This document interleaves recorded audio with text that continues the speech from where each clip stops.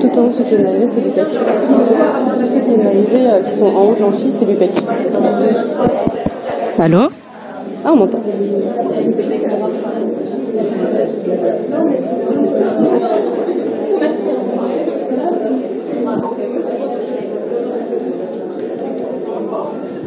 Alors bonsoir à tous, je vous propose qu'on commence, il est 18h35, on va commencer doucement, le temps que les derniers arrivent.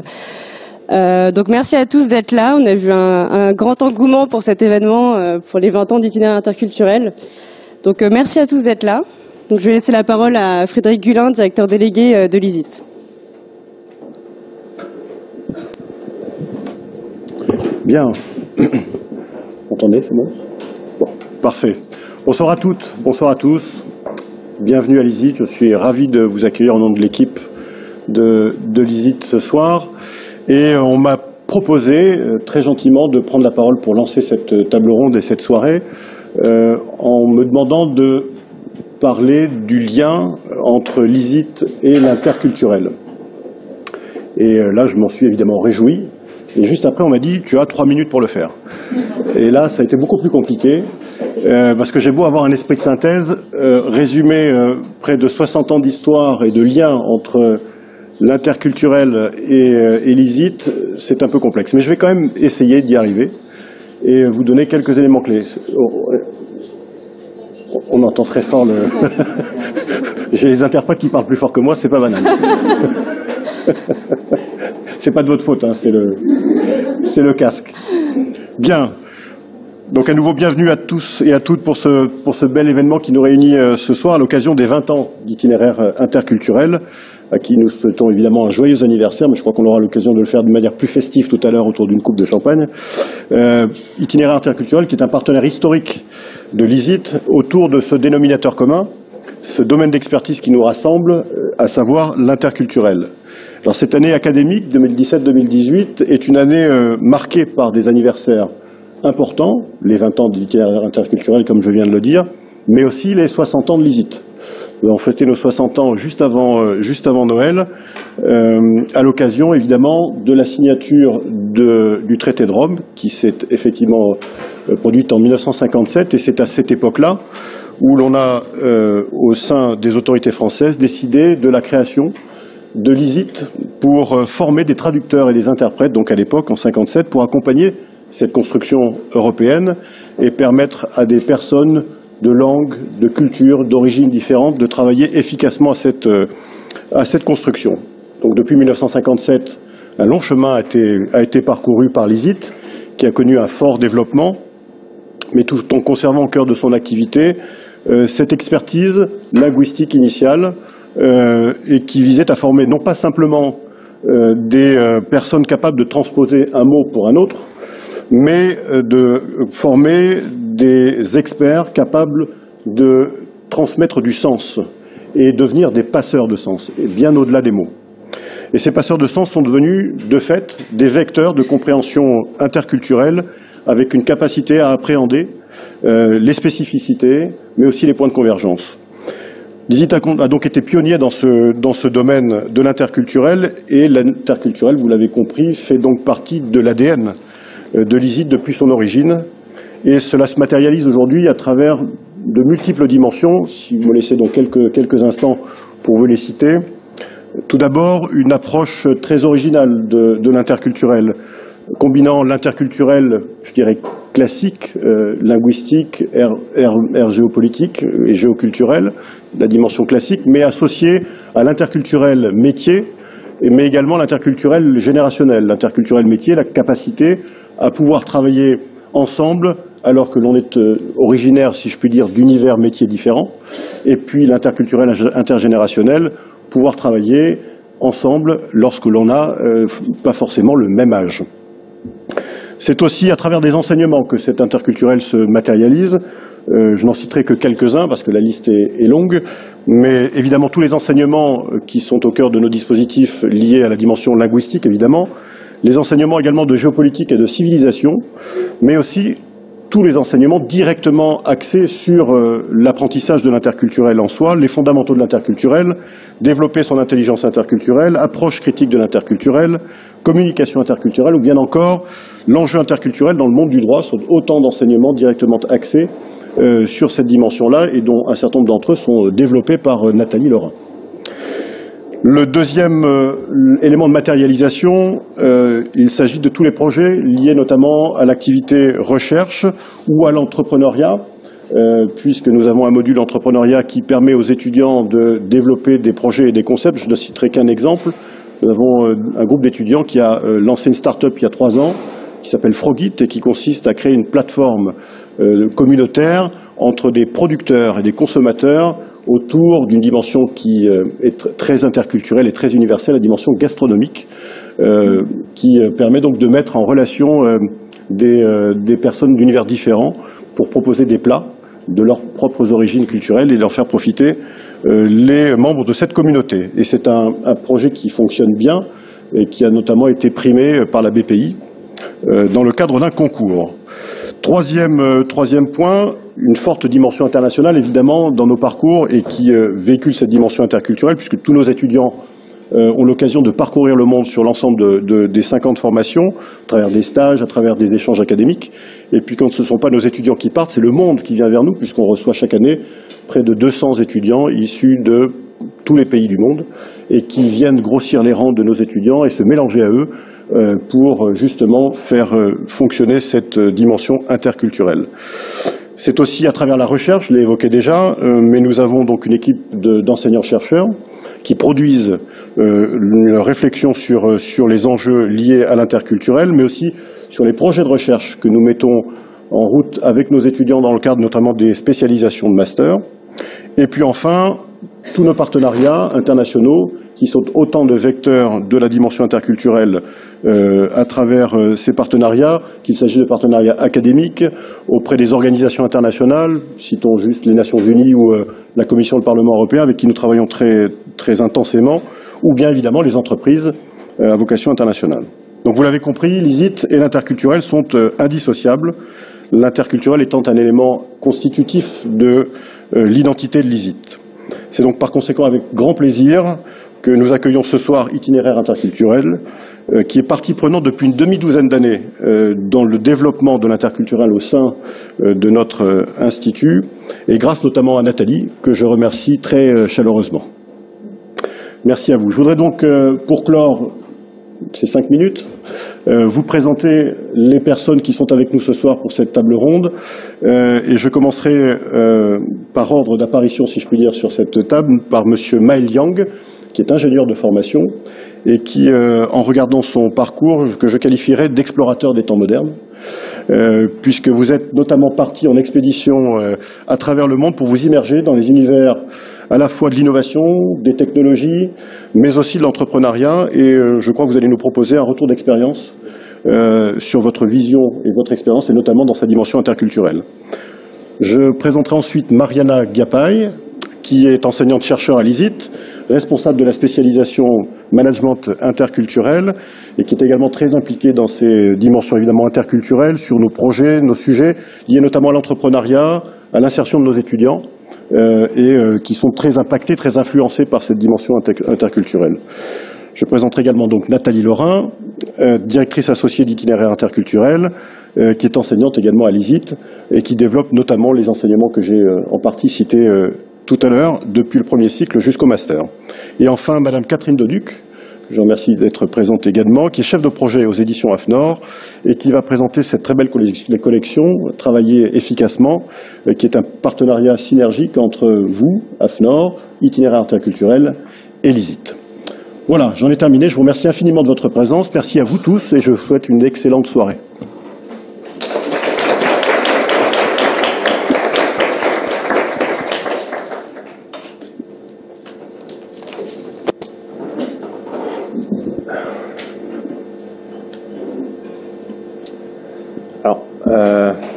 entrepreneur ou plutôt explorateur des temps modernes. D'accord. Le tour du monde en 180 jours. Ça vous parle? Non, peut-être pas. Bon, ok, c'est normal. Mon voyage ne vaut pas l'histoire de Jules Verne. Néanmoins, je remercie Lizzie de me donner la chance de pouvoir partager avec vous mon expérience ce soir. Je vais passer les slides. Alors, innovation et culture. Je voulais vous poser la question, est-ce que, selon vous, l'innovation, c'est culture? Pourquoi est-ce que Uber, qui est une entreprise remarquable, peine à pénétrer les marchés asiatiques, comme arrêté par des barrières interculturelles?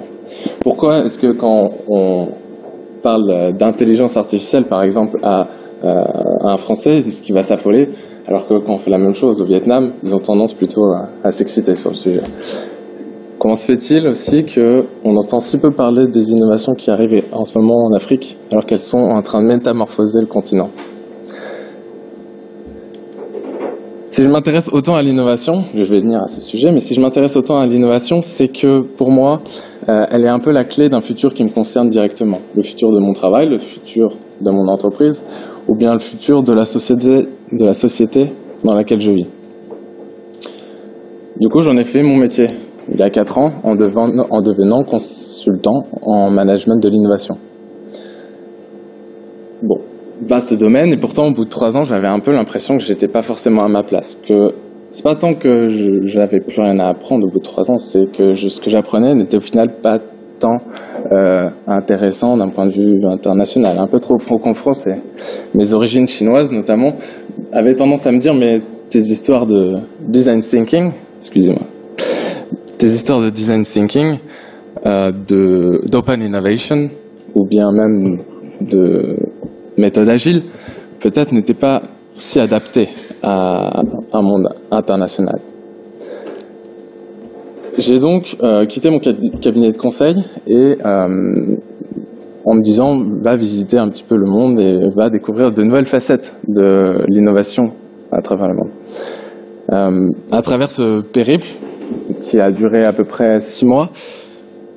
Comme je suis passionné de science et de technologie, je voulais que ce soit un voyage aussi didactique qui me permettait de découvrir le b.a.-ba de ces technologies, de ces nouvelles technologies qui sont en train de transformer le monde qui m'entoure. Je parle des technologies d'intelligence artificielle, de réalité virtuelle, de blockchain, drones.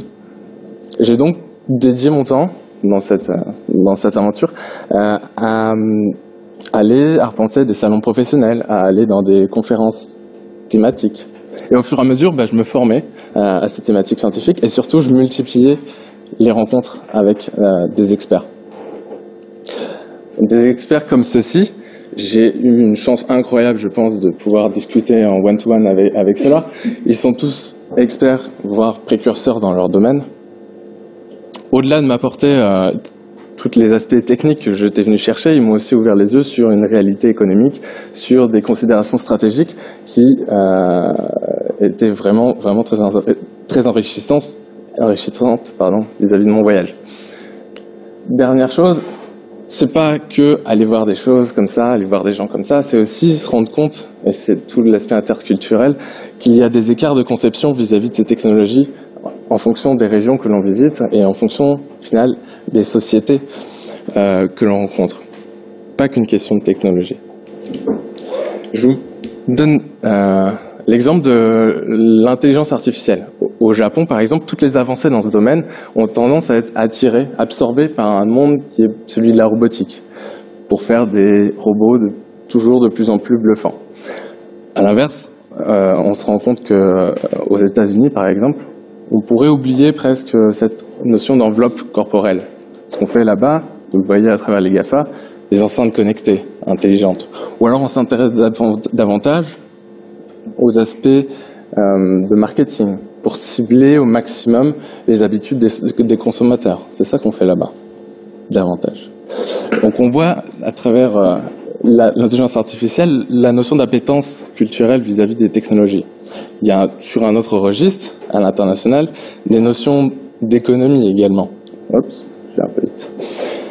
Par exemple, je citais le Vietnam tout à l'heure. Le Vietnam est un réservoir, c'est ce que j'ai pu voir en tout cas, de la sous-traitance en matière de développement d'applications mobiles. Allez là-bas, on ne vous parlera pas de l'intelligence artificielle va remplacer les hommes au travail. Au contraire, on n'a qu'une idée en tête, c'est d'être développeur, d'apprendre à développer avec l'intelligence artificielle pour sortir demain des applications qui utiliseront cette intelligence artificielle. Je suis pas là en train de vous décrire vraiment une vérité générale, mais c'est juste le reflet de ce que j'ai pu voir dans mon voyage. Vous l'aurez donc tout compris, je m'intéressais énormément aux startups qui, peut-être au contraire des multinationales qui adressent des usages issus de la mondialisation, qui adressent le plus grand nombre. Bon nombre de startups s'intéressaient, quant à elles, à des préoccupations très locales et reflétaient des spécificités de la société qui les entoure. Prenez par exemple la Chine. Cette spécificité dont je vous parlais, c'est peut-être le gigantisme. On a tous en tête la taille de leur infrastructure, la vitesse à laquelle ils construisent. Le résultat, c'est que, par exemple, leur réseau urbain, leur réseau de métro a dû s'agrandir, s'étirer énormément, jusqu'à faire que, aujourd'hui, les distances entre les stations de métro sont tellement éloignées qu'il est difficile de marcher depuis chez soi ou depuis une station de métro à une autre. Et donc est venue cette idée pour certaines entreprises de mettre à disposition des vélos. C'est pas gratuit, néanmoins ça permet au moins de rallier cette petite distance entre les stations et chez soi. D'ailleurs ces vélos, ils ont eu un franc succès en Chine justement pour cette raison-là, et vous les voyez déjà en France. J'en ai vu à la sortie du RER. Le problème c'est que là la question se pose, c'est est-ce que une innovation, un service qui adresse une spécificité aussi locale, je parlais de gigantisme, peut s'adapter aussi facilement et sauter les frontières et arriver en France aussi facilement. On voit par exemple que quand vous prenez le métro intramuros, on n'a pas trop ce problème des distances entre les stations. À la limite, qu'est-ce qu'on fait? On marche. Franchement, il y a 400 mètres. À la limite, on prend aussi on fait une connexion, on prend une station de plus. Bon, on va pas s'aventurer sur la route de Paris. Ajouter à cela les habitudes françaises, on va dire, de dégradation du mobilier urbain ou bien de ce qui se passe en ville, ça devient très compliqué pour les entreprises qui offrent ces vélos de tenir un business model. Je suis en train de vous dire là que l'innovation ne se laisse pas aussi facilement copier-coller d'un système à un autre. Je vous donne un autre exemple. Ça m'est arrivé, ça m'a vraiment sauté aux yeux quand je suis arrivé en Asie de l'Est, où là, j'étais un peu embêté par ce smog ambiant dû au pot d'échappement, et ça me faisait réfléchir, bon, je suis ingénieur, à ces systèmes qui permettraient d'accélérer la transition vers des voitures électriques. Bon, j'avais quelques systèmes en tête, mais là, ça, c'était avant. C'était avant que j'arrive au Vietnam. Parce que là, ce que vous voyez, c'est Hanoï, et on se rend bien compte que la voiture fait pas trop partie du paysage urbain. C'est que des scooters et des motos. Et d'ailleurs, c'est pour ça, sur ma première slide, que Uber n'a pas réussi à faire bouger, faire tomber le concurrent local qui est Grab, qui lui exploite à fond ces motos. D'ailleurs, je suis arrivé en Inde 2 semaines plus tard, et je me rends compte que c'était pas forcément les voitures, c'était pas forcément les scooters, c'était des tuk-tuk. Donc là, pareil, toutes ces idées-là, tac, je les prenais et je les mettais au placard. Ou alors je cherchais une manière de faire en sorte que ça transperce les cultures. Mais là, c'était pas possible tel quel. Bon, là, je vous ai donné 2 exemples qui montrent bien que bon, c'est pas si facile. Quelquefois, l'innovation n'a pas le choix, elle doit s'acculturer. Il existe aussi des cas où l'innovation finit par prendre le contrôle et faire en sorte de devenir une monnaie courante dans toutes les sociétés. Prenez le web. Le web a complètement traversé et est mondial aujourd'hui. Prenez les emails, modifier complètement notre manière de faire. Le téléphone. Aujourd'hui, on ne sait même plus ce que c'est que le sens de l'orientation, on ne sait même plus lire une carte. On a un GPS, c'est tout.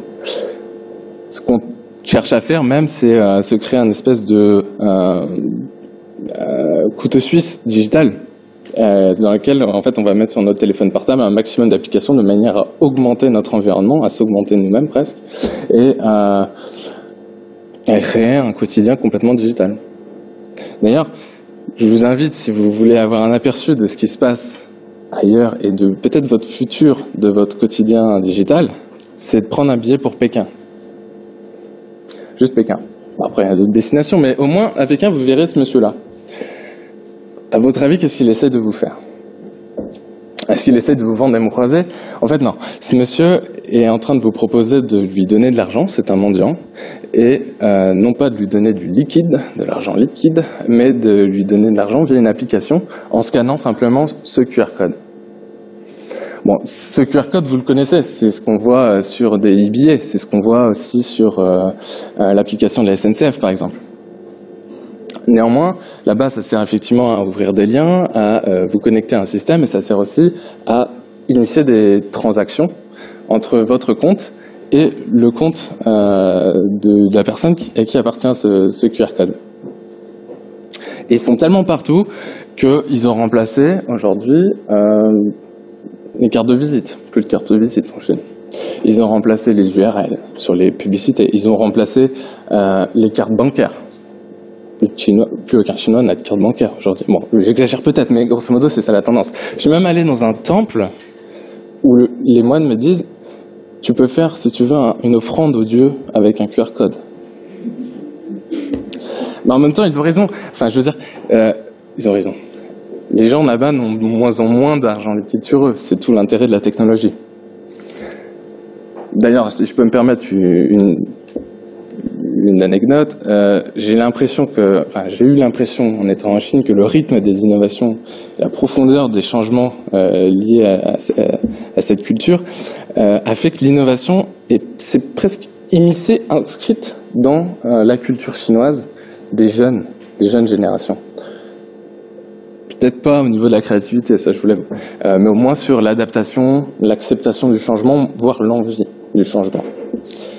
Bon, parenthèse fermée. Je disais donc que la société chinoise était complètement digitalisée aujourd'hui, et la question que l'on peut se poser désormais, c'est est-ce que on va prendre le même chemin? Et avec combien d'années de retard? Ou bien, est-ce qu'on va finir par tracer notre propre route, une route qui est liée aux spécificités de notre société, de notre environnement? Car c'est exactement ce que sont en train de faire certains pays en Afrique. En Afrique, je reprends cette comparaison avec les smartphones, c'est en train de se démocratiser les smartphones. Néanmoins, ce qui existe déjà, et vraiment quasiment tout le monde en a, ce sont ce type de téléphones, des téléphones de base, clavier physique, pas d'internet, pas de GPS, pas d'appareil photo. Et pourtant, les développeurs là-bas ont tenu tête à ces problématiques et ont fini par se dire mais on peut peut-être créer des systèmes qui vont permettre à ces téléphones pas intelligents de le devenir. À votre avis, que font-ils? Que fait ce monsieur? Est-ce qu'il est sur Facebook? Est-ce qu'il consulte un forum pour agriculteurs? Ou est-ce qu'il fait comme les Chinois? Est-ce qu'il est en train de payer quelque chose via son téléphone mobile?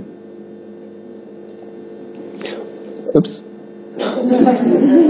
Non, en fait, j'ai mis cette photo, mais je peux pas vous répondre. Il pourrait faire les trois.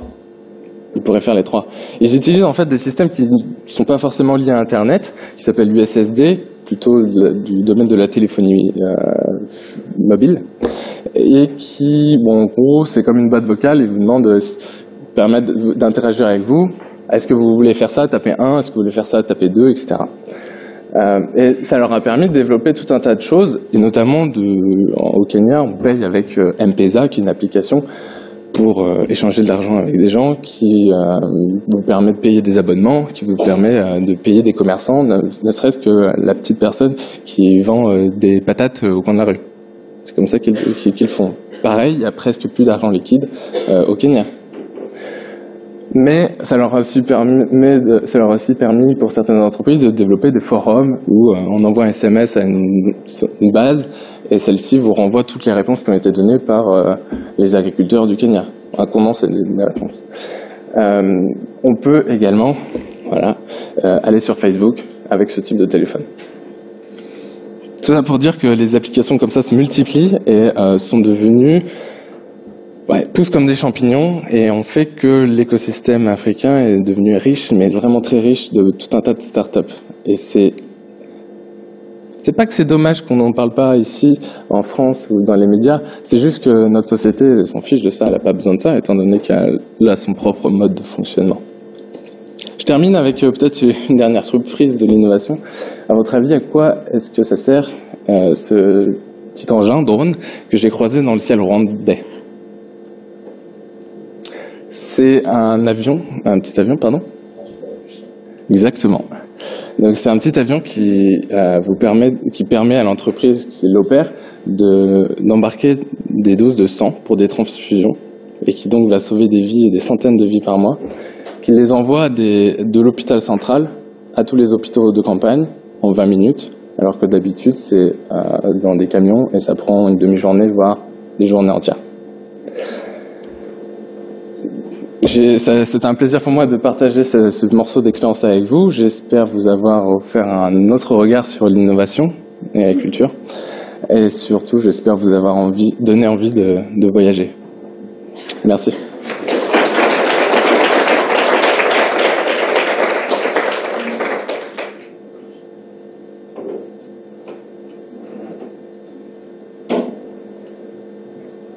Alors, merci Maëlle. Donc maintenant, je vous invite à prendre votre smartphone. Tous. Et, enfin tous. Il faudrait que vous vous mettiez par 3 ou 4, par groupe de 3 ou 4. Et que vous alliez sur l'application ou le site internet Bicast. Donc, vous avez l'adresse quelque part. Interculturel. Bicast, B-E-E-K-A-S-T.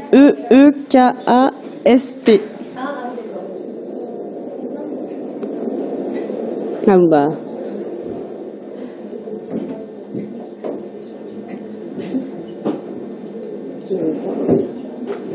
Donc voilà, par groupe de 3 ou 4, c'est l'idéal. Et en fait, on va vous inviter à réfléchir sur l'interculturel et quel mot est-ce que vous associez avec ce terme. Le code. Alors, le code, c'est PU7N. C'est quoi le code PU7N. En majuscule? Non, pas forcément. PU7N. Ouais, ok. Mais attention, les 30 premiers groupes pourront participer. Alors, je pense que ça doit être 7N, le code. Alors, pas de majuscule. C'est bon? Ah, il y a la bille qui apparaît. Alors, plus que 7 places. Donc, je vous invite à vous mettre par groupe parce que alors, sinon, en fait, l'application sature. Et après, vous pouvez entrer des mots sur l'interculturel. Et on va créer tous ensemble un nuage de mots. Donc, si par exemple un mot qui apparaît à l'écran vous parle et vous êtes d'accord avec ça, vous pouvez le réécrire et comme ça le mot va grossir comme par magie. Alors non, alors ça, Nathalie, je crois que vous n'avez pas lancé le... Parce que là vous le rentrez à gauche et là... Non, ça ne marche pas. Pourquoi ça marche? C'est pas le même que...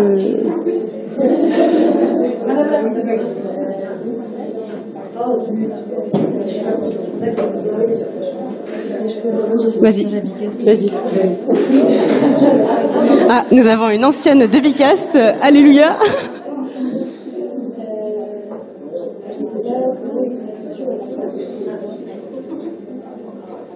Si tu fais quitter la session.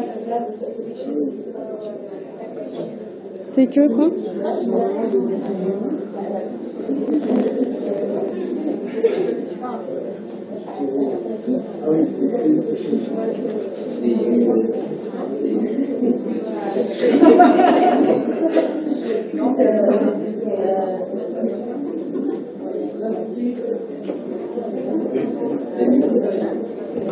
Mais alors c'est possible que il y a déjà 3 participants.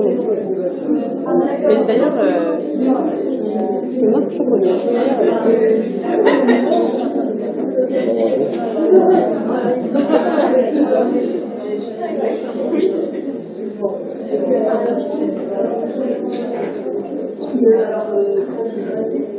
Alors voilà, ça y est, je crois.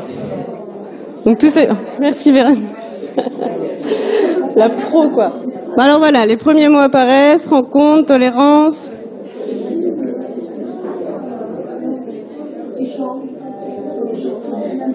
Oh là là, ça. Nathalie Laurin, qui a mis Nathalie Laurin? C'est toi.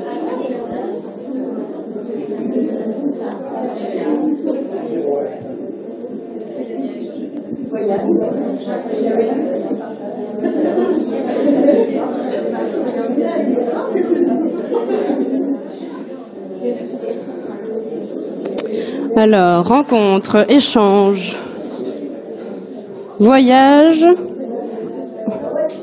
Erasmus, ouverture d'esprit, respect. Oh là là. Love, ça c'est beau ça. Bon alors, partage, rencontre. Bon je pense qu'on va s'arrêter là, c'est déjà pas mal. C'est déjà pas mal. Arrêtez tout. L'écran devient fou. Donc alors, nous avons échange, ouverture, partage, rencontre. Ma foi, c'est pas trop mal. Je vais laisser la parole à Mariana Guiapaille.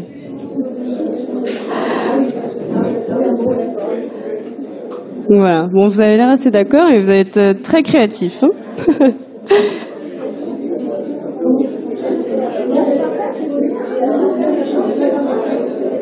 Ouverture, c'est beau.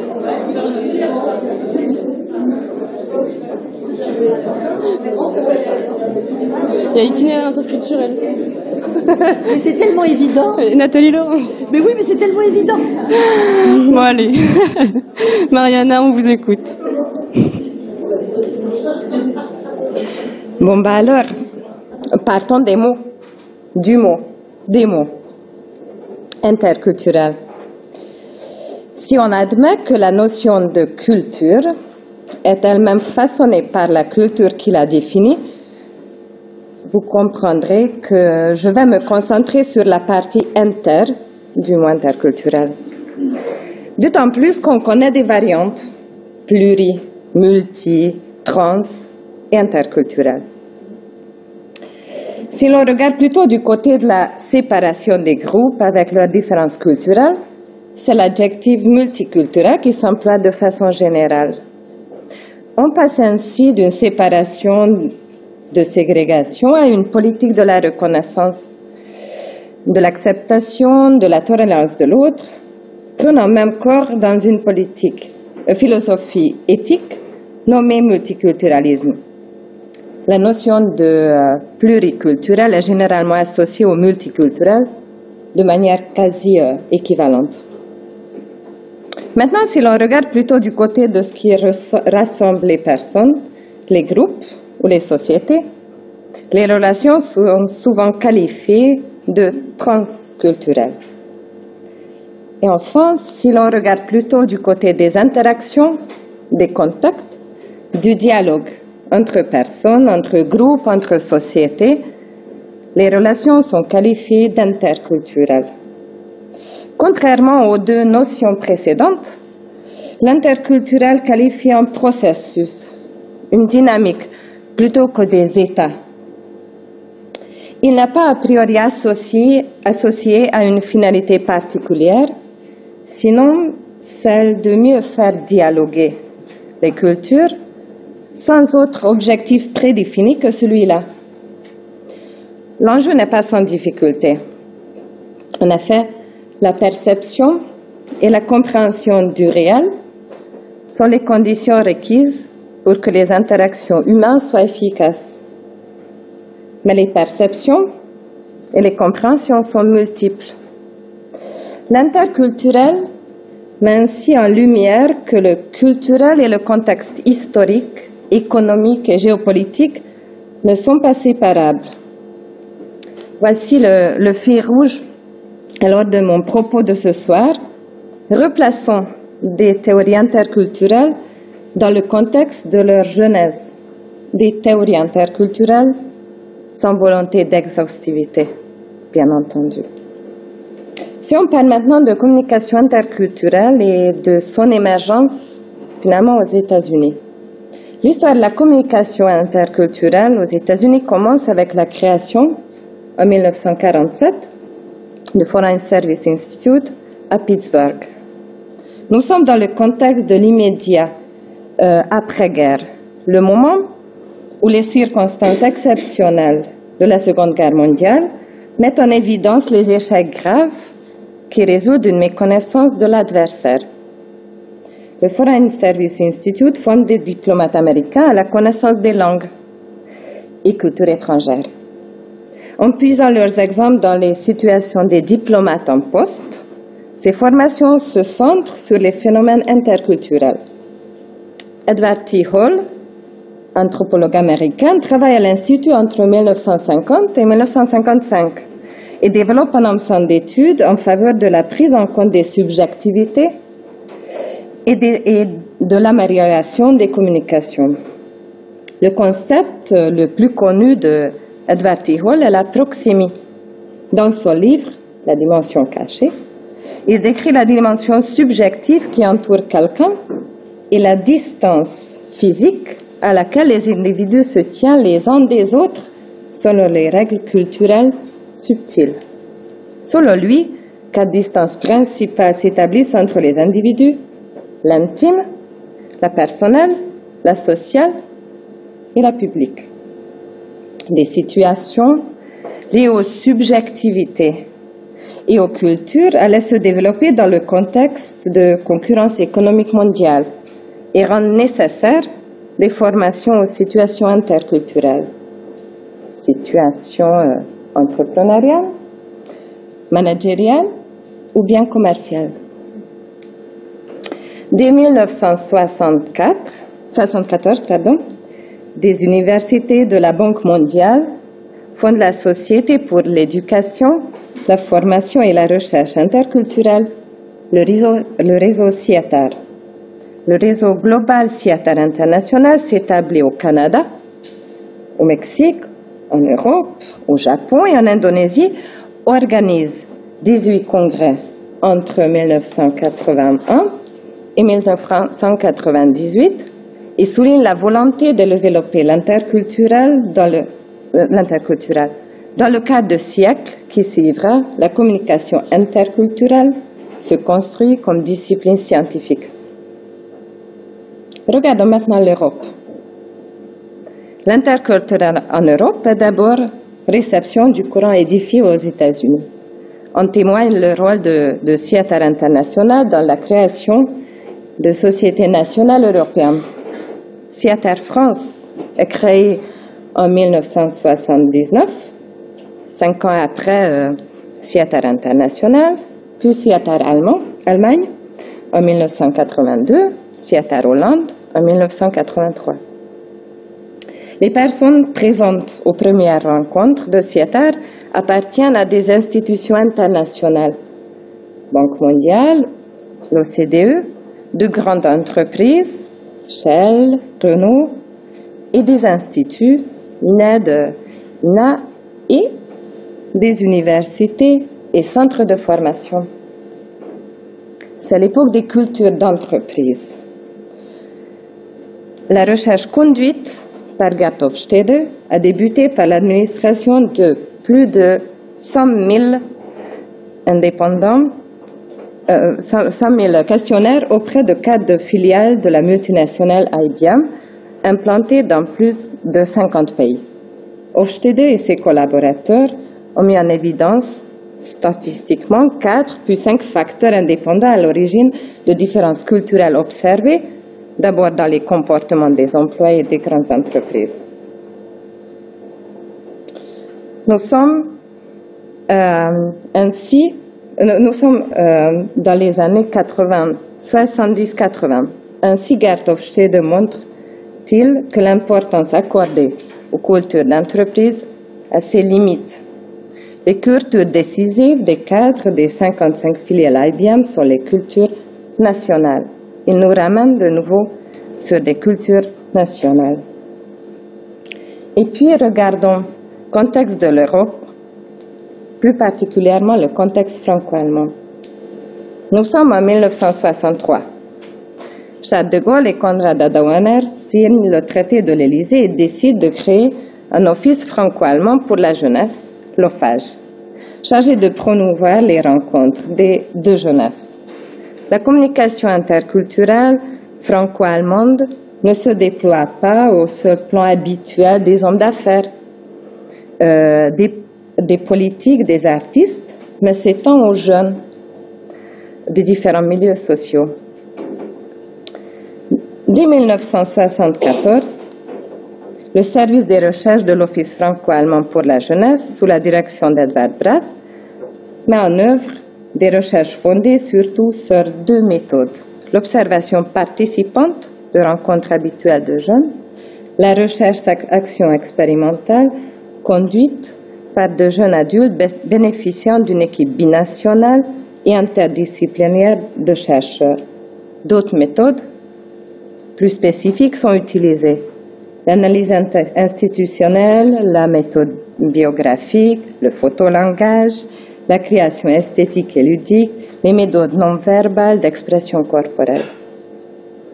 Dans les décennies suivantes, avec les évolutions européennes et mondiales, les perspectives de l'Office franco-allemand pour la jeunesse se sont étendues au-delà de la stricte relation franco-allemande. De plus en plus de formations et surtout de diplômes d'études supérieures présentent les perspectives interculturelles dans leur intitulé.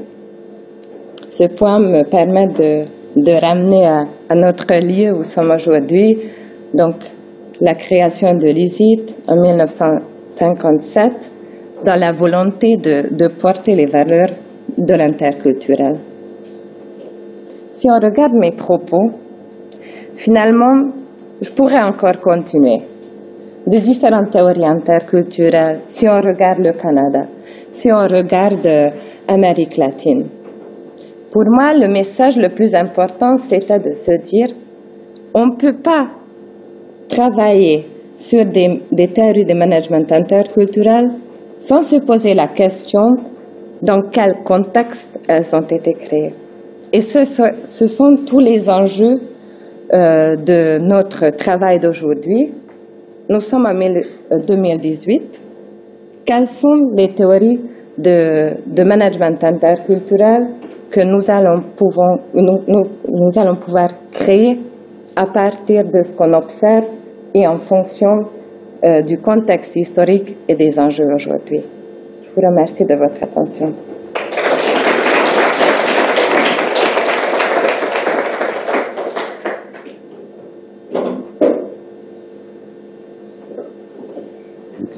Eh bien, voilà. Encore. Donc, c'est smartphone ou ordinateur. Et alors, c'est en équipe de 4 ou 5 4. Alors, en équipe de 4. Et l'équipe gagnante aura des cadeaux. Ah. Donc, voilà, vous pouvez aller sur Kahoot, ou le site internet ou l'application, et rentrer ce game pin. Et vous aurez à choisir votre nom d'équipe. Non, ce ne sera pas un voyage aux Maldives pour une personne.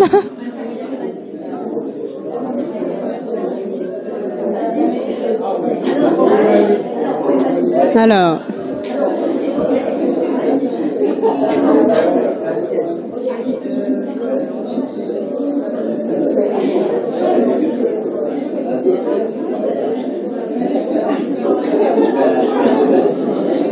Alors, nous avons 11 équipes. Vous pouvez également rentrer les noms ou surnoms de vos coéquipiers. Ah oui. Nathalie, vous pouvez scroller pour voir si... Voilà, est-ce que tout le monde voit son nom d'équipe? Marc. Marc. En plus, il est... Non. Très bien. Ouais.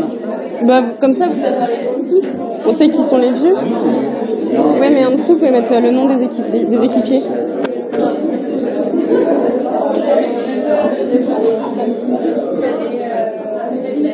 Solidarité. Solidaire. Yes. Ça rentrait pas. Non, je peux pas faire d'annonce. Alors, est-ce que tout le monde voit son nom d'équipe, a vu son nom d'équipe, est inscrit? On peut y aller? Non, il en manque un, une? Il faut attendre. Ouais. Alors, si vous avez un écran vert marqué Heads Up ou je sais Heads Up, check out your names on the screen, c'est que vous êtes là. Est-ce que c'est bon? Ah non, j'ai vu une main levée, c'est pas bon. Bon bah let's go. Alors les questions vont apparaître à l'écran.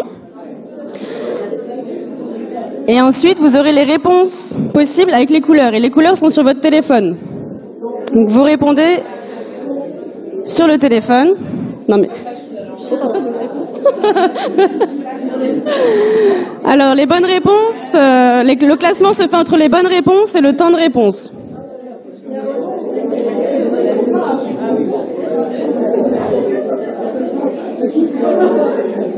Ah, il manque... Ah.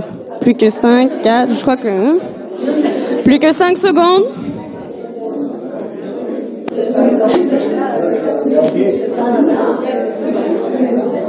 Nathalie, vous commentez? Eh oui, donc la réponse était vraie. Alors, intergénération. Vous êtes où? Là. Les vieux. Les vieux. Et l'UPEC en 3e position, l'équipe là-haut, très bien. Alors, prochaine question. Un planisphère est une représentation objective du monde. Vrai ou faux?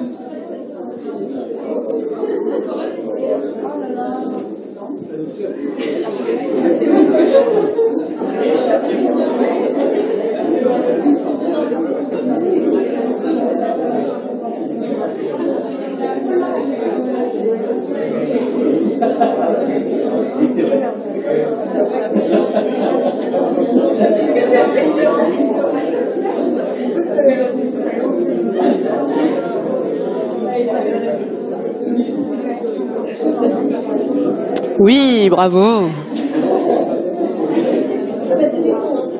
On voit qu'il y en a qui ont bien suivi les cours. Hein. Ah, nous avons perdu l'UPEC dans le classement. Les vieux sont toujours là. Qui est Gâteau? Oh, c'est mignon. Prochaine question.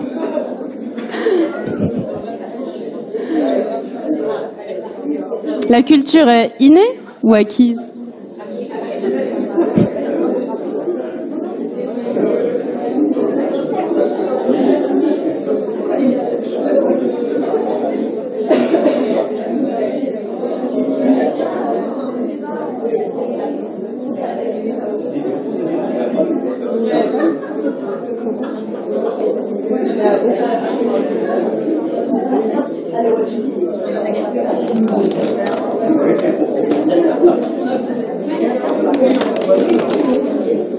Eh oui, la culture est acquise, nous avons un bon niveau dans la salle. Bon, je ne bouge pas. Ça va se jouer à la vitesse, très certainement. Vous pouvez y aller.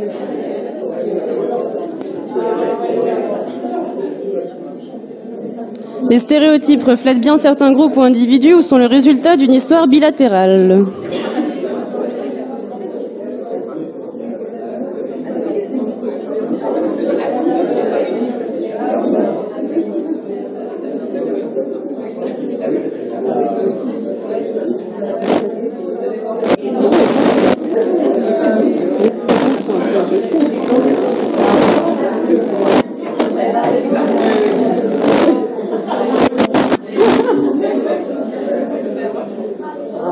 Eh oui, ce sont le résultat d'une histoire bilatérale. Ah, Lucky Luke est remonté. Qui est Lucky Luke? Lucky Luke? Perçu tout cela. FDLM. Qui est FDLM? FDLM? Ah, là-bas. Next.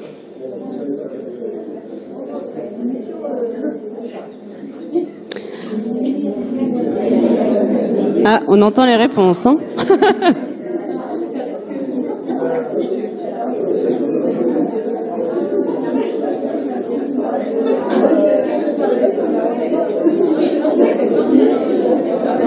La personnalité est innée et acquise. Bon, intergénération, vous tenez le bon bout, hein. Les vieux remontent, c'est bien. Bon, voilà, le classement commence à se faire.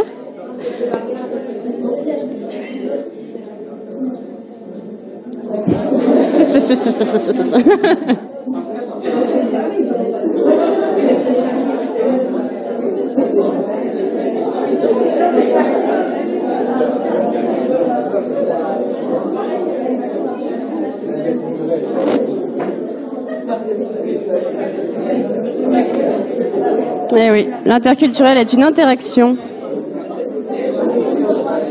Ouh, les vieux! Les vieux sont là. Hein.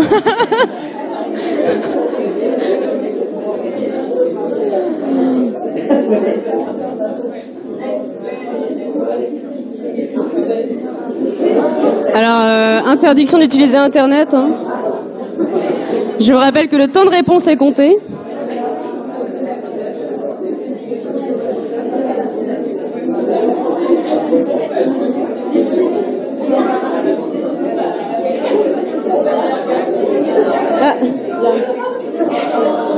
Ah, pas mal. Albert Einstein. Oui, les vieux. Alors, qui est Local Friends? Dernière question.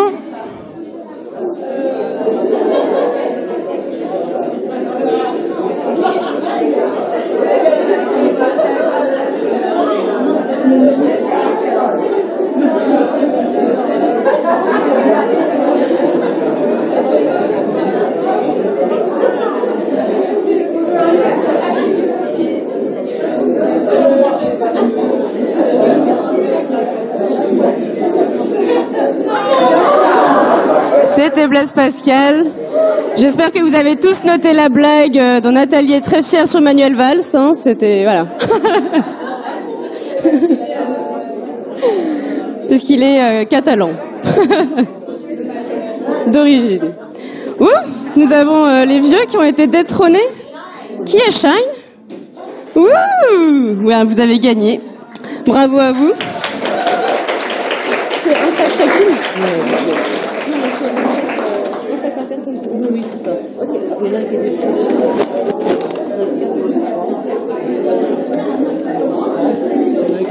Mais ils sont 4, je crois.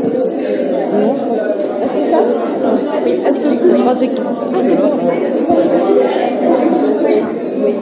Alors, les Shine. Petite livraison.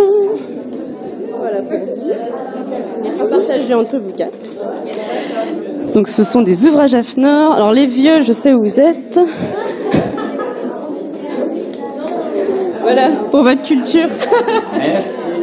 Et FDLM, c'était au fond là-bas.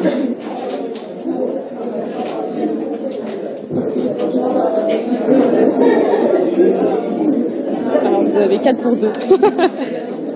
Bon, bah bravo à tous, vous êtes bien battus.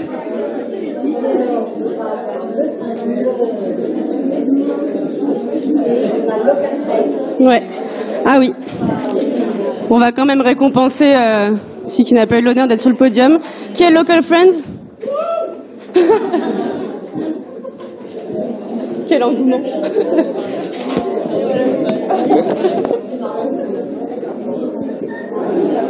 Bon. Les cadeaux qui nous sont offerts par Hafner Édition.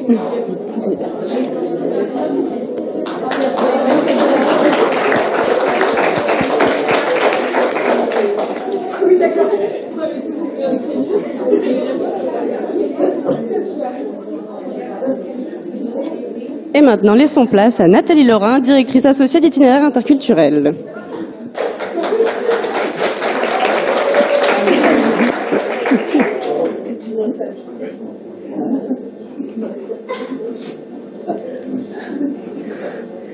Bien, donc l'interculturel en entreprise avec Itinéraire Interculturel. 9 septembre 1997, oui, ça nous a pris quelques mois pour organiser cet anniversaire. Donc naissance d'Itinéraire Interculturel, cabinet pionnier de l'interculturel en France. Voilà, nos 20 ans. Alors je vais vous faire un petit historique de l'interculturel dans l'entreprise. 1997-1999, la période la plus difficile pour moi, où j'ai fait de la prospection pour essayer de proposer des prestations d'interculturel à des entreprises. Et la réponse que j'ai eue la plus souvent, c'est « Nous n'avons pas besoin de culture dans l'entreprise ».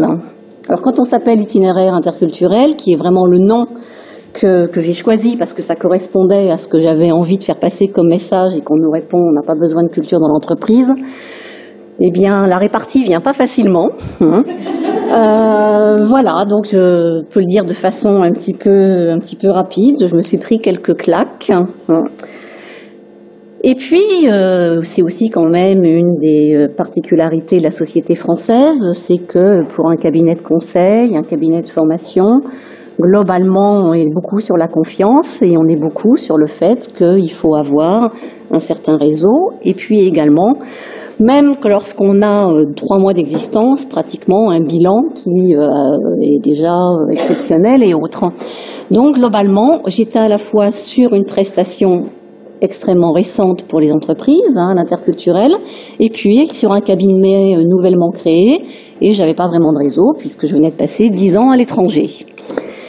Et finalement, le premier client à nous avoir fait confiance, eh bien, c'est pas une entreprise française. Et là, on est sur une particularité culturelle. C'est une entreprise italienne.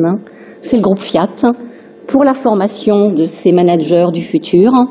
Le groupe Fiat, finalement, accordait peu d'importance à ce que pouvait être le bilan ou le compte de résultat. Il accordait surtout de l'importance à l'innovation du produit. Ça sera peut-être un lien avec ce que nous a dit Maëlle, mais globalement, le côté innovant a été le moteur pour le groupe Fiat, pour la formation de ses managers du futur. Bon, donc une fois que j'avais le groupe Fiat finalement comme référence, c'est allé beaucoup mieux.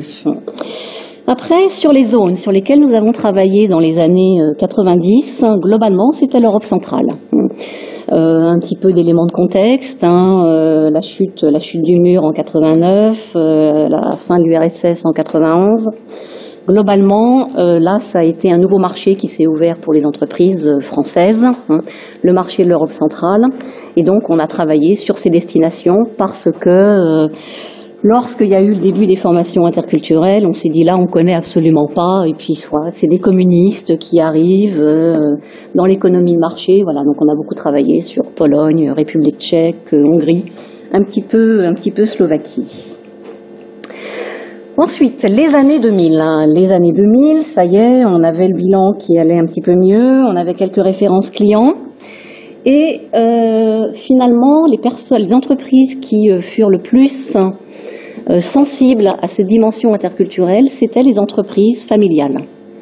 Les entreprises familiales qui accordent beaucoup d'importance à l'humain, finalement, quelque part, et qui donc se disaient, oui, il y a quelque chose à faire pour accompagner nos collaborateurs à l'international.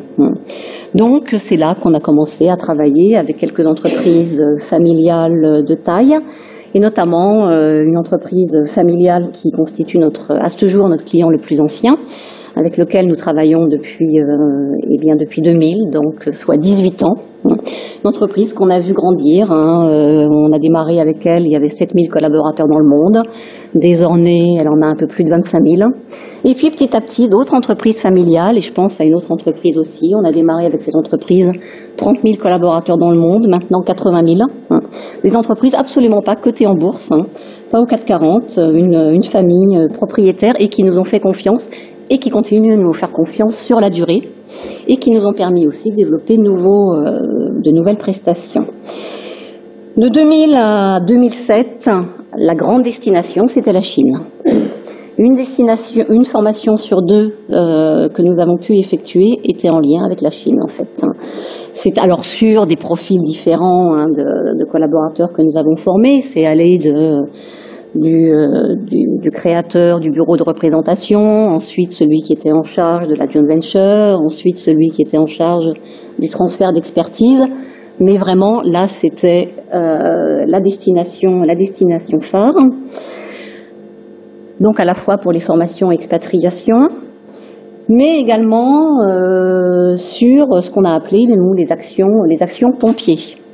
C'est-à-dire que globalement, les entreprises n'avaient pas encore à l'esprit, en dehors des entreprises familiales, qu'on pouvait développer une compétence interculturelle, mais se sont dit « Ah, là, on vient de connaître un échec », soit avec un expatrié qui correspondait pas tout à fait au profil, qui s'est pas adapté, enfin, il y a plein de raisons, soit en cas de fusion notamment, on n'a rien compris de ce qui s'est passé avec les Allemands, on en a tiré plein de stéréotypes et autres, et là on nous a appelés, on nous a dit il faut faire quelque chose.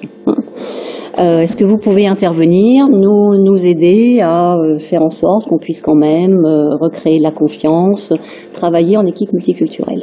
Bon. Et puis, arrive l'année 2008, et alors là, 2008, la crise économique, et la crise économique, paradoxalement, nous ouvre les mondes, nous ouvre les portes du monde.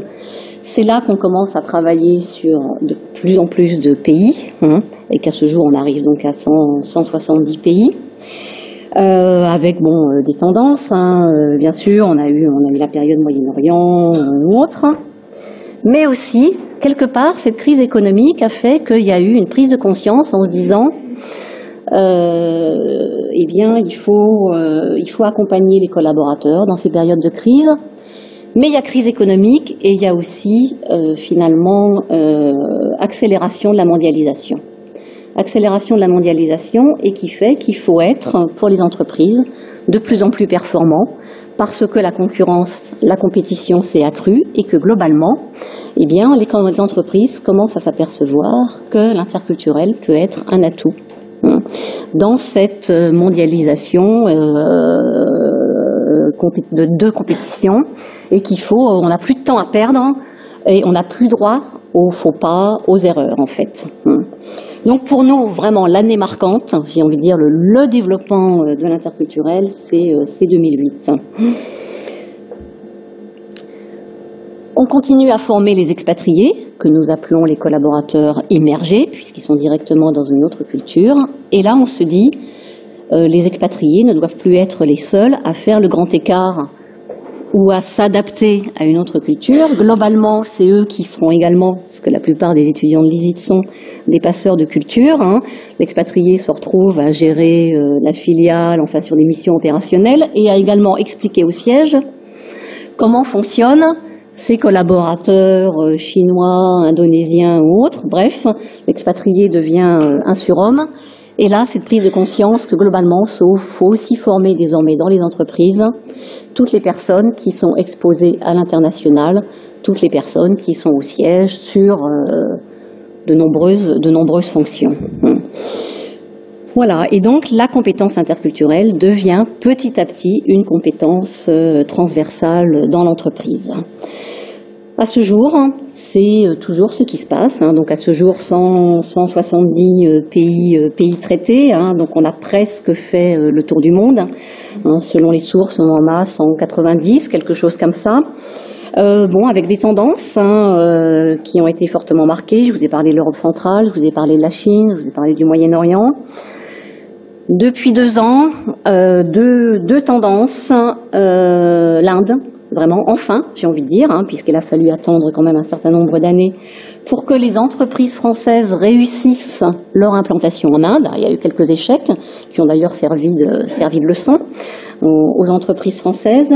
Donc, depuis 2 ans, l'Inde et puis l'Afrique subsaharienne, qui est quelque part le dernier Eldorado pour les entreprises, et pas forcément les pays producteurs de pétrole ou de gaz, pas forcément le Nigeria, l'Angola ou le Gabon, mais des pays qui sont vraiment émergents, comme la Côte d'Ivoire, hein, qu'on considère comme étant le septième BRIC, par exemple. Voilà. Alors, comment développons-nous cette compétence interculturelle auprès des collaborateurs que nous formons, et comment, j'ai envie de dire, comment nous avons réussi à sensibiliser les entreprises au fait que cette compétence interculturelle était nécessaire. La méthodologie des 5C, qu'un certain nombre d'entre vous connaissent. D'abord, la partie constat. Prendre conscience de la réalité des différences culturelles. Mariana nous a dressé le panorama de la recherche en interculturel, nous a dressé aussi quelque part l'historique de la rencontre interculturelle. Globalement, la plupart d'entre vous avaient fait le constat de ces différences culturelles, puis en plus il y a les générations Erasmus qui ont fait que désormais, ça fait 25 ans les générations Erasmus, que désormais la plupart des collaborateurs que nous formons dans les entreprises ont fait un Erasmus, et donc se sont dit oui, ok, j'ai séjourné 6 mois à l'étranger, bon. Oui, j'ai constaté ces différences culturelles, mais j'ai pas forcément mis des mots sur ces différences culturelles. Et donc nous, on va finalement les aider à nommer ces différences, aussi parce que je crois que c'est beaucoup plus facile de s'approprier quelque chose quand on peut le nommer. Donc l'idée, c'est de nommer ces différences culturelles et aussi avec ça, quelque part, de s'autoriser, notamment au niveau européen, ces différences culturelles. Ensuite, il y a la partie connaissance. Globalement, il va falloir apprendre à décoder les cultures. Le plus gros dénominateur commun, ce sont les cultures nationales. Donc on continue à travailler beaucoup sur les cultures nationales. Bien sûr, on pourrait travailler sur les cultures régionales, sur les cultures métiers aussi. Là, c'est un gros sujet. Sur les cultures d'entreprise aussi. Bref, une méthodologie qu'un certain nombre d'entre vous ici connaissent, pour apprendre à décoder les cultures. Là, on est quand même sur du savoir, quelque part. C'est-à-dire que ça va passer par une acquisition de connaissances, bon. Mais c'est l'incontournable. Après, il y a la partie compréhension. La partie compréhension, ça va être de comprendre toutes les orientations culturelles. Mariana a cité tout à l'heure Édouard Thiault et son travail sur la proxémie, c'est une des orientations culturelles, il y en a eu d'autres, et les travaux de Gert Hofstede ont permis également d'en identifier certaines. Il y en a désormais une vingtaine à peu près identifiées. Comprendre les orientations culturelles, une fois encore, ce qui va permettre de nommer précisément là où sont les différences, et puis comprendre tous les mécanismes de la rencontre interculturelle, avec le rapport de pouvoir qu'il peut y avoir entre les cultures, mais le rapport de pouvoir qui peut s'installer dans le cadre professionnel, c'est pas la même chose. De travailler dans un contexte client-fournisseur que de travailler simplement dans un contexte de collègues et autres. Et globalement, on va arriver là au développement de la compétence interculturelle.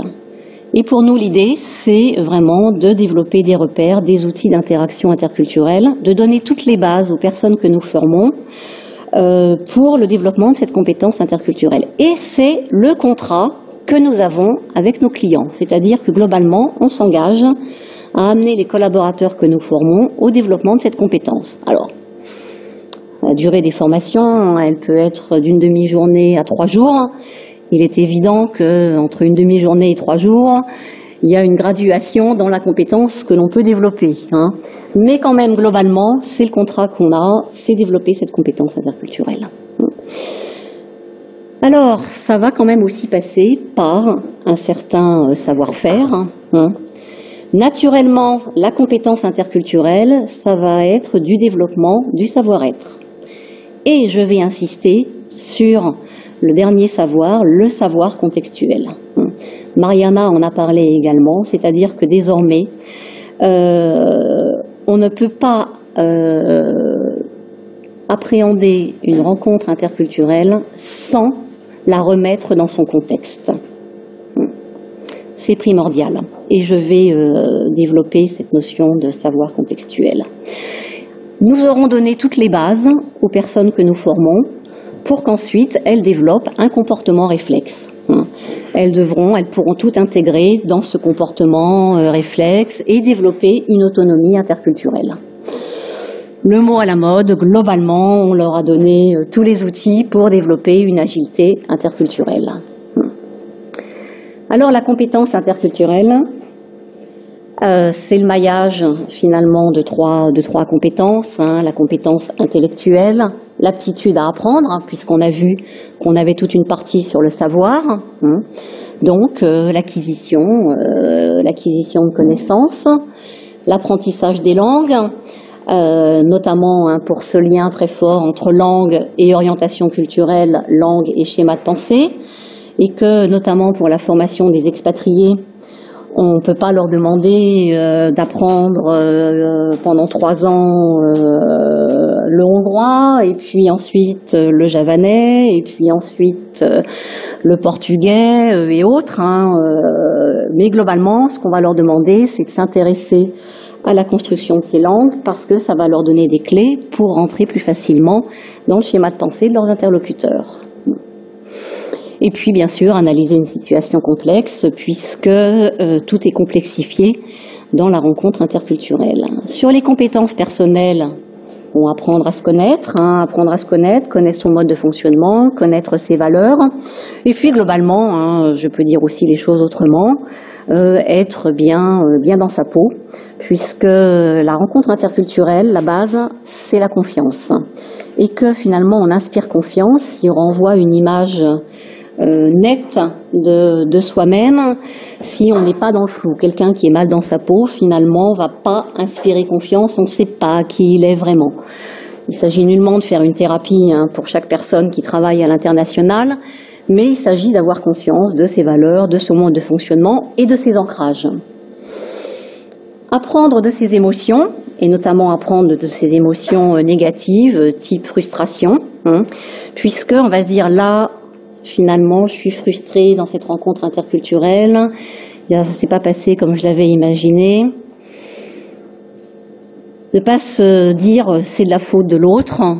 Vraiment, il est mal élevé ou autre. C'est se dire là, si je ressens une frustration, c'est que quelque part il y a dans l'interaction quelque chose qui ne s'est pas passé comme je l'avais imaginé. Et donc apprendre de ces émotions, notamment négatives, positives. Bon, on est content et on passe à autre chose. Donc bon, on apprend beaucoup moins à ce niveau-là. Et enfin, développer l'humilité devant les personnes et les situations. Vous avez tous bien répondu pratiquement sur la question sur les planisphères. Chaque culture détient sa propre vérité. Donc, il faut admettre qu'on détient une vérité, mais qu'on ne détient pas toutes les vérités, et qui donc, il faut faire acte d'humilité devant les personnes et les situations. Compétences sociales, apprendre à se décentrer, à voir les choses avec les événements, les contextes sous un autre prisme, pratiquer l'empathie, apprendre à communiquer dans un référentiel différent, que ce soit une langue, une unité de mesure, un langage d'entreprise, des acronymes, favoriser une dynamique sociale, adapter son leadership. Et là-dessus, globalement, on sait que les styles de leadership sont largement influencés par les cultures. Et donc, notamment pour les chefs de projet internationaux ou pour les expatriés, ils doivent faire très souvent cet effort d'adaptation de leur style de management aux personnes avec lesquelles ils travaillent. Et puis, ça va de soi, mais développer le goût d'autres cultures, c'est quand même bien de le dire, même si on n'a pas tous... si on n'a pas une appétence pour toutes les cultures. Mais globalement, On choisit rarement les pays avec lesquels on va travailler. Et donc, à un moment, il va falloir se donner les moyens pour apprécier les cultures avec lesquelles nous allons travailler. Donc, ce sont vraiment ces différentes compétences qui vont constituer la compétence interculturelle. Alors, ça vient petit à petit. On a d'abord des aptitudes, et puis après, on travaille et on transforme ces aptitudes en compétences. Je voudrais revenir sur la complexité de l'interculturel. Complexité de l'interculturel, vous le savez, on n'est plus dans un monde bipolaire. Alors, je peux revenir sur les premières recherches sur l'interculturel. C'est vrai, quand les Américains ont commencé à travailler sur l'interculturel, on était encore sur un monde bipolaire, j'ai envie de dire. On était encore sur des pays, alors on va dire des pays développés et puis des pays colonisés, et puis globalement un Occident ou un rapport Nord-Sud, on va dire. C'était plus simple, au final. Désormais, on est sur un monde multipolaire, avec des jeux d'interaction entre les pays. Bon, donc, on a les cultures nationales. À cela vont s'ajouter les cultures d'entreprise, notamment dans le cadre de fusion, naturellement. Si vous suivez l'actualité, vous voyez quelques fusions marquantes où on a des vraies différences de culture.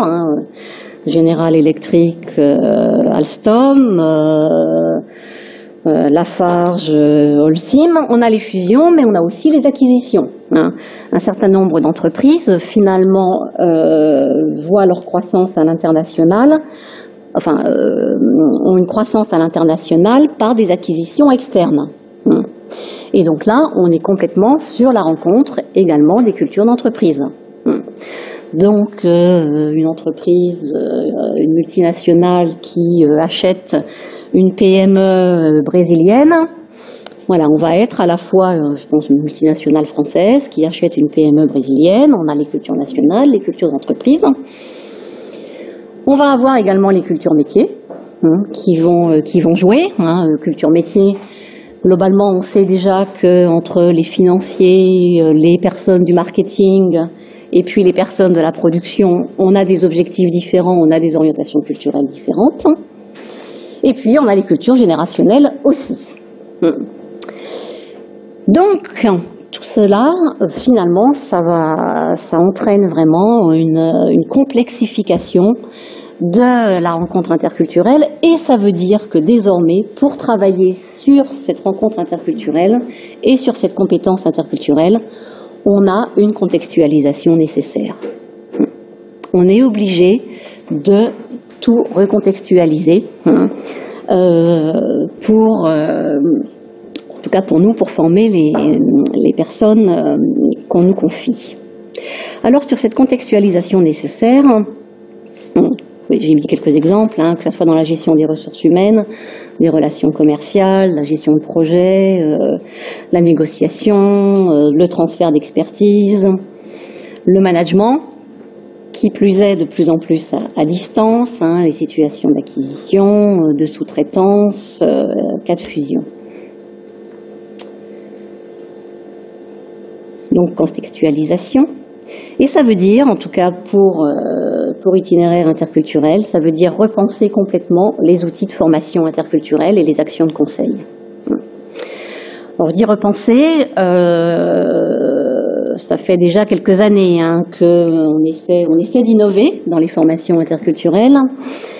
Ça veut dire que globalement, le comparatif des orientations culturelles, et là, bon, c'est les étudiants ici présents savent déjà ce que je vais dire. Ça veut dire que globalement, les travaux de Gert Hofstede, de von Stolpenhars ne sont d'aucune utilité dans cet interculturel complexe. C'est-à-dire qu'ils sont pas, alors c'est peut-être un petit peu excessif de dire d'aucune utilité, mais globalement, on ne peut pas analyser une rencontre interculturelle à partir comme ça de quelques dimensions. C'est beaucoup plus compliqué que ça. Vous en doutez. Et ça veut dire aussi que... alors je dis ça parce que... pourquoi je dis il faut arrêter avec les comparatifs des orientations culturelles.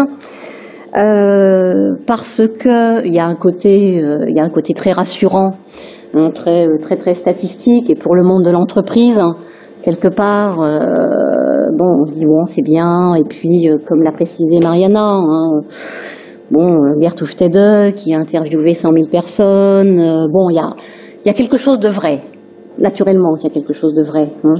Mais bon, d'abord l'étude date un petit peu, mais c'est surtout que globalement on s'aperçoit que ça sert pas à grand chose. Une fois qu'on nous a dit que les Chinois ils étaient comme ça et que les Français étaient comme ça, eh bien oui. Donc il y a ce côté rassurant, et ça globalement c'est un de mes combats auprès des entreprises, de dire oui, il y a le côté rassurant, et puis mais après so what, parce que globalement c'est ce qu'on me dit la plupart du temps. On fait cette réflexion, so what, et alors, voilà. Et alors, donc, il faut qu'on aille plus loin. Et c'est la même chose pour les jeux de rôle, parce que très souvent, on nous dit, on voudrait une formation où on aura des jeux de rôle. Des jeux de rôle, des mises en situation, un japonais et un français, et puis comme on travaille en équipe multiculturelle, et un américain, et donc, est-ce qu'on peut les faire jouer un scénario? Globalement, sur des personnes qui n'ont pas encore décodé les cultures, qu'est-ce qu'elles vont jouer? Ce qu'elles pensent être un comportement type d'un japonais, d'un américain, d'un français. Donc c'est mon combat actuellement de dire aux entreprises, arrêtons avec ces choses qui semblent d'une part vous faciliter la vie pour les orientations culturelles, d'autre part répondre à une espèce de mode, puis alors qui plus est, faire jouer des Français à des jeux de rôle. Autant les Américains, ça passe très bien. Français, vous avez personne qui va se lever pour dire oui, je suis volontaire. Bon. Donc, ça veut dire qu'il faut vraiment repenser les outils de formation interculturelle, avec à la fois bien sûr des apports conceptuels, mais à la fois des petits jeux qu'on a pu le faire tout à l'heure, des extraits vidéo. Les étudiants ici présents savent que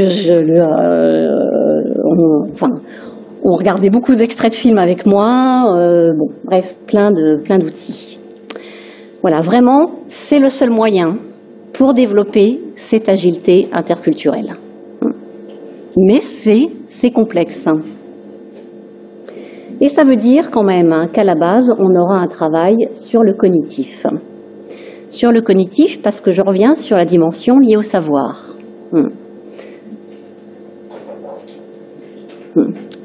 Globalement, il va falloir qu'on accepte l'altérité. Ça, j'ai vu dans le nuage de mots que certains d'entre vous l'avaient mis, l'altérité.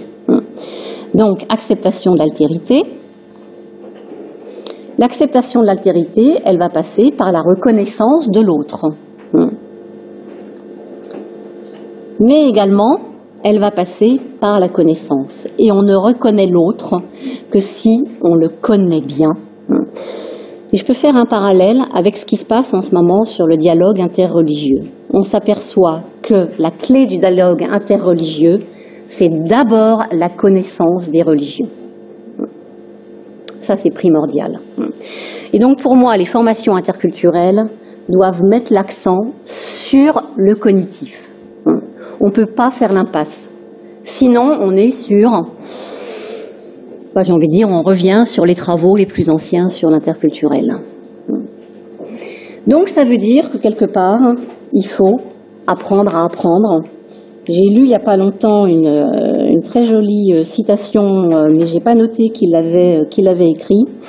Donc je suis désolée, je vais le citer, mais sans pouvoir citer l'auteur. On est passé de la culture du savoir à la culture du savoir-apprendre.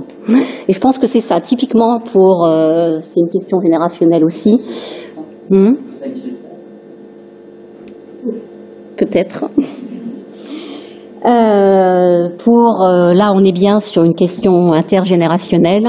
Je pense que pour les plus jeunes générations, on est désormais sur un savoir-apprendre.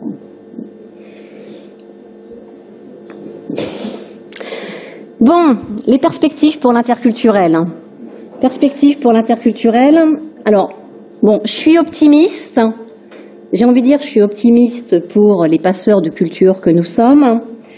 Mais je suis optimiste dans un contexte, j'ai envie de dire, en demi-teinte. Parce que globalement, qu'est-ce qui se passe depuis quelques années? On assiste à un vrai repli identitaire. On est à la recherche d'espaces à taille humaine. Donc repli identitaire, le nombre de murs chaque jour qui se construisent. Je parle de murs entre pays. La mondialisation, elle était beaucoup trop large pour que les individus puissent finalement s'épanouir. Donc on est à la recherche d'espaces à taille humaine. Et je vous ai mis quelques exemples. Par exemple, de l'euro aux monnaies locales. Le bouzouk, qu'on va trouver en Bretagne, dans le Trégor. La roue, qu'on va trouver en Provence. Chiemgauer, qu'on va trouver en Bavière. Donc c'est quand même intéressant de voir qu'on a eu cette période de construction de l'euro qui continue, mais par ailleurs, on a toutes ces initiatives maintenant régionales pour recréer des espaces à taille humaine. On est passé de l'URSS à la Russie. Bon, maintenant, on revient sur la création d'un espace, l'Union douanière eurasiatique. Et c'est comme ça pour un certain nombre de zones, multiplication des organisations régionales. Et puis, on a eu la création de l'Alliance du Pacifique, l'Union économique monétaire ouest-africaine, l'Organisation de la coopération de Shanghai. Voilà, donc c'est bien le phénomène, quelque part, de ce besoin de rechercher un espace à taille humaine. Et dans cet espace à taille humaine, eh bien, finalement, on va de nouveau se positionner sur des valeurs, sur des valeurs partagées par un groupe, puisque c'est bien la définition finalement des valeurs, et très souvent un retour à des valeurs traditionnelles. Et quand on voit les résultats des élections françaises ou américaines l'année dernière, l'élection de Donald Trump, c'est vraiment America is back, c'est le retour à des valeurs américaines du début du XXe siècle. Emmanuel Macron, c'était bien sûr une nouvelle génération, mais quand on voit le soir du résultat des élections, la mise en scène à la Cour Carrée du Louvre, c'était un retour à l'esprit de mission tel que décrit par Philippe Diribarne, et c'était un retour finalement à une certaine société française. Voilà, donc on va être sur un positionnement de valeurs. Après, chaque culture, chaque groupe va hiérarchiser ses valeurs, autour de la solidarité, de la sécurité, de l'innovation, de la frugalité, mais on assiste à ce phénomène. Et donc, il va falloir aider finalement les personnes à la rencontre de ces valeurs, d'abord à l'acceptation, et puis ensuite à travailler ensemble à partir de ces valeurs différentes. Voilà. Alors, les conséquences pour le monde de l'entreprise, ça veut dire qu'il faut désormais qu'on aille vers une entreprise agile au niveau interculturel, je précise, agile, ça on le sait, agile au niveau interculturel.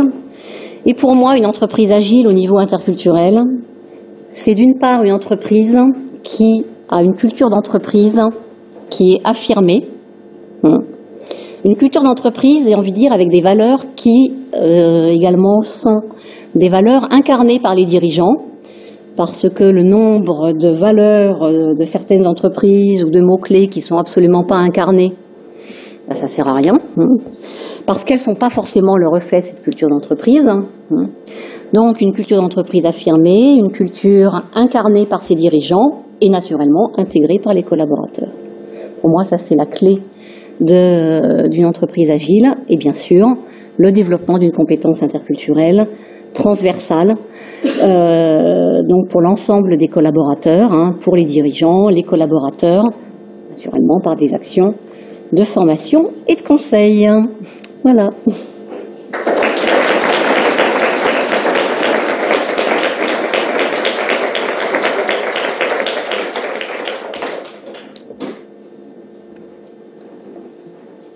Bonjour, moi je vais vous parler en quelques mots de la collection Travailler efficacement qu'on est en train de développer très activement avec Itinéraire interculturel et avec l'ISIT depuis un petit peu moins longtemps, mais avec dynamisme tout à fait évident. Alors c'est une collection qui est née en 2010 et curieusement ça correspond un petit peu à ce que disait Nathalie, à savoir qu'on a commencé avec la Chine parce qu'il y avait à l'époque une grosse demande sur la Chine. Vous savez que l'AFNOR est un organisme de normalisation, mais c'est aussi un organisme de formation, de conseil et de certification. C'est-à-dire que nous sommes dans les entreprises tous les jours. Donc le besoin, on le ressent tous les jours effectivement, il nous est exprimé. Et sur la Chine, il était clair qu'il y avait un énorme besoin. Donc on a commencé par là. On a fait ces 2 ouvrages sur la Chine. Et finalement, on s'est dit qu'on ne pouvait pas s'arrêter en si bon chemin. Parce que la culture est mondialisée, l'économie est mondialisée, parce que ça correspond aussi à l'esprit de l'AFNOR, qui est très tourné vers des notions comme la responsabilité sociétale des entreprises, dans laquelle l'interculturel a une place énorme, puisque la RSE, c'est tout de même effectivement la responsabilité, c'est la gouvernance, c'est le respect des différences, c'est finalement tout ça, et c'est surtout la diversité. Donc il y a eu une véritable synergie dans cette rencontre entre l'AFNOR, le Cercle Kondratiev, avec lequel on a fait l'ouvrage sur la Russie, auquel Nathalie Lorrain a beaucoup participé, et enfin Itinéraire interculturel avec lequel on s'est associé de façon pratiquement officielle par des contrats de coédition. Donc voilà, depuis, eh bien, ces ouvrages ont fait beaucoup de petits, puisqu'on en est en tout à une vingtaine d'ouvrages, dont une dizaine a été réalisée avec Itinéraire interculturel, et ça n'est pas terminé. Itinéraire interculturel, et Nathalie nous a apporté une méthode, une approche, une vraie méthodologie exprimée dans ces ouvrages, et qui fonctionne plutôt bien, si j'en crois les lecteurs. Donc on leur remercie énormément parce que c'est vrai que c'était un domaine dans lequel l'AFNOR n'avait jamais osé s'engager et il nous fallait absolument un guide. Et Nathalie a été notre guide. Voilà. Une énergie incroyable puisque beaucoup d'ouvrages sont sortis depuis la première coédition. Beaucoup sont en projet, comme vous pouvez le voir sur ce petit écran. Australie, Nouvelle-Zélande, Scandinavie, Turquie, Maghreb, ASEAN et bien d'autres encore. On l'espère en tout cas. L'association avec l'ISIT est aussi à peu près naturelle en fait, puisque l'interculturel c'est aussi beaucoup la langue. Et j'ai personnellement un vrai tropisme avec la traduction et l'interprétariat, au point que pour l'ouvrage sur la Scandinavie, on a sollicité pour préfacer l'ouvrage le meilleur des traducteurs de l'islandais. Voilà. Donc voilà, une vraie synergie entre 3 entreprises qui a priori rien de destiné à se rencontrer et qui en fait sont parfaitement complémentaires et parfaitement dynamiques pour une collection dont ma foi je suis pas peu fière. Et j'espère que Nathalie aussi, et qu'on espère bien améliorer, faire progresser et faire aboutir peut-être à d'autres projets par la suite. Voilà, merci beaucoup, très bon anniversaire et très bonne soirée.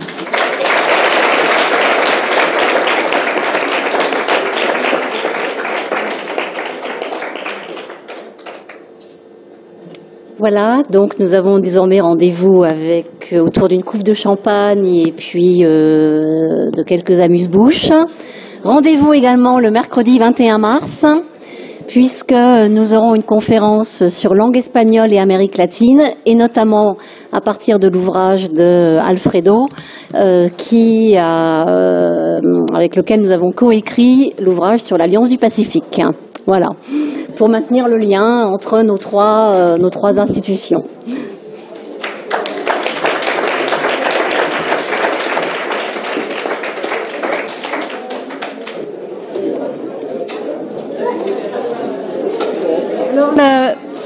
Le cocktail est dans le laboratoire d'innovation.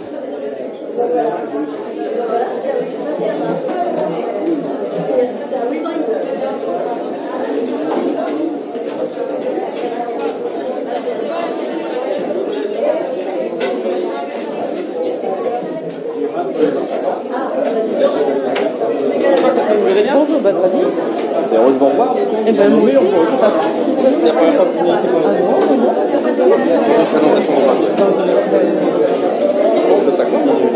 de